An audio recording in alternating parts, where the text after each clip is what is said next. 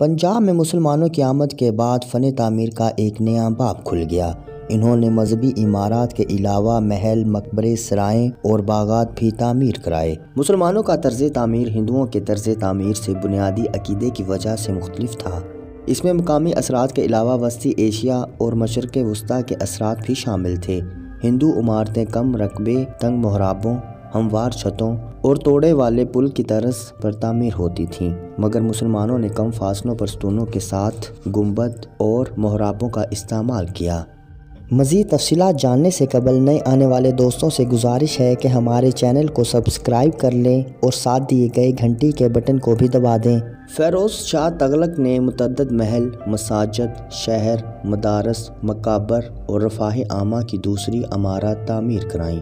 ملتان اور اچ اور بعض دوسرے مقامات پر تغلق دور کی یادگار عمارتیں اب بھی قائم ہیں۔ تاریخ میں اس طرز تعمیر کو پنجاب کا طرز تعمیر بھی کہا جاتا ہے۔ غیاث الدین کے دور میں ضلع پاکپتن کے کوٹ قبولہ، جبکہ لودھی دور میں جھنگ کا شہر آباد ہوا۔ فیروز شاہ تغلق کے دور میں پنجاب میں زراعت کی ترقی کے لیے بڑی توجہ دی گئی۔ اس نے بنجر علاقوں بالخصوص پنجاب کو سیراب کرنے کے لیے کئی نہریں کھدوائیں۔ ایک نہر جس کی لمبائی 48 کوس تھی، دیپال پور کو سیراب کرنے کے لیے دریائے ستلج سے جھجھر تک کھدوائی۔ فیروز شاہ تغلق کو پنجاب میں نہری نظام کا بانی بھی تصور کیا جاتا ہے۔ تغلق دور میں ایک ضلع کئی شہروں پر مشتمل ہوتا تھا۔ ہر شہر کے زیر انتظام 100 پرگنے ہوتے تھے۔ ایک پرگنہ میں کئی گاؤں شامل ہوتے تھے۔ گاؤں کو پہلے دیہا کہتے تھے، بعد میں اسے موضع کہا جانے لگا، جو آج تک رائج ہے۔ شہر کا حاکم کوتوال کہلاتا تھا۔ اس کے ذمہ شہر کا انتظام کرنا ہوتا تھا۔ رات کو محافظوں کا گشت، اس کے علاوہ بازاروں میں اشیاء کی قیمتوں پر کنٹرول، غیر ملکیوں مسافروں کی دیکھ بھال اس کے ذمہ ہوتی تھی۔ کوتوال سلطان کا نمائندہ ہوتا تھا اور اس کے پاس اپنی فوج ہوتی تھی۔ اس کا شہری عملہ بھی ہوتا تھا۔ شہر میں ایک محتسب بھی ہوتا جس کا کام لوگوں کے اخلاق اور کردار کو درست رکھنا ہوتا تھا۔ مغلوں کے عہد میں پنجاب میں ان کا مرکزی شہر لاہور تھا۔ انہوں نے لاہور میں کئی تعمیرات کرائیں اور پنجاب میں شہر بھی آباد کیے۔ حافظ آباد، گجرات، شیخوپورہ، سرائے عالمگیر، وزیر آباد اور ابراہیم آباد اور کئی دوسرے قصبات اور دیہات اس دور میں آباد ہوئے۔ ملتان اس دور میں بھی ایک اہم تجارتی اور ثقافتی مرکز تھا۔ مغلیہ دور میں پنجاب کی تمدنی ترقی مثالی تھی۔ اس میں ایرانی رنگ زیادہ غالب تھا۔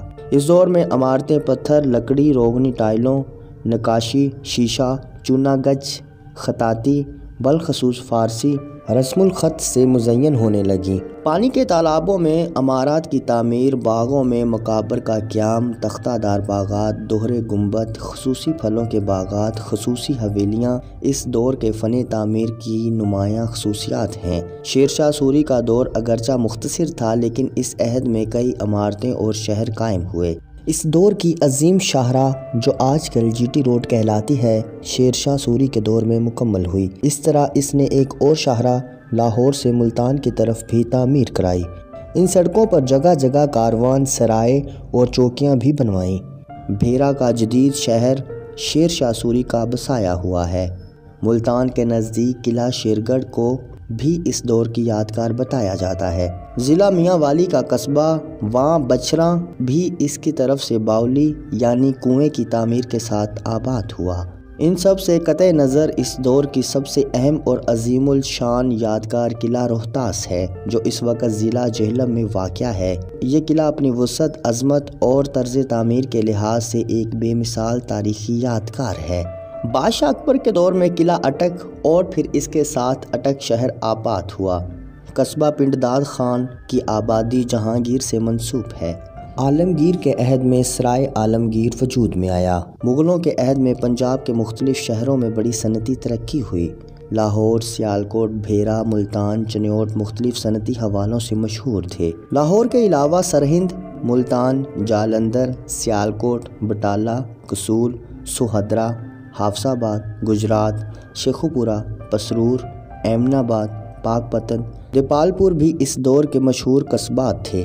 مغلیہ دور زوال میں اگرچہ پنجاب کے تمدن کی وہ آب و تاب نہ رہی، تاہم اس کی مضبوط تہذیبی روایت بڑی دیر تک قائم رہی۔ مغلیہ دور آخر میں جب پنجاب طوائف الملوکی کا شکار ہوا اور مختلف خطوں میں علاقائی حکومتیں وجود میں آنے لگیں تو جنوبی پنجاب میں ملتان کے علاوہ بہاولپور ریاست بھی قائم ہوئی جو داؤد پوتروں نے قائم کی تھی، اور یہ 1947 میں قیام پاکستان تک کسی نہ کسی شکل میں قائم رہی۔ نوابان ریاست نے اپنے دور میں ریاست کے حدود میں کئی شہر اور قصبات آباد کیے۔ ان میں سب سے اہم بہاولپور شہر ہے جو ریاست کا دارالحکومت بھی رہا۔ دیگر نئے آباد ہونے والے شہروں میں بہاول نگر، گڑھی اختیار خاں، ہارون آباد، فورٹ عباس، شہر فرید اور منڈی صادق گنج شامل ہیں۔ ویڈیو کو لائک اور شیئر کریں، چینل کو سبسکرائب کر کے بیل آئیکن کا بٹن ضرور پریس کریں۔